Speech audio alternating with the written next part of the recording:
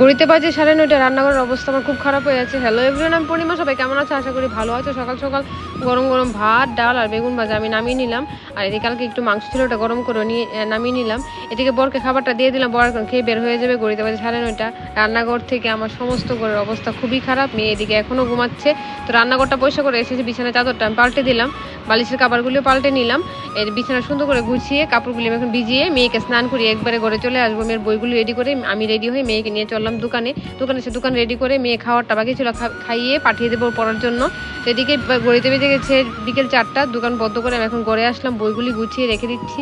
রেখে ফিল্টারে এখন সকালবেলা জল দেওয়া হয়নি, এখন ফিল্টারে জল দিয়ে দিচ্ছি। আর বাইরের জল, যে ড্রামে জল রাখি, ড্রামটা পয়সা করে ড্রামে জল নিয়ে নিলাম। কাপড়গুলি ধুয়ে স্নান করে ঘরে চলে আসলাম। খেয়ে দিয়ে মেয়েকে খাইয়ে আবার চললাম দোকানে। ঘড়িতে বাজে এখন 5:30। সন্ধ্যাটা দিয়ে দিচ্ছি। এদিকে চলে এসেছে ডিম। দোকানের কাজ শেষ করে বর চলে এসেছে, ঘরে গিয়ে চা বসে দিলাম। আসার সময়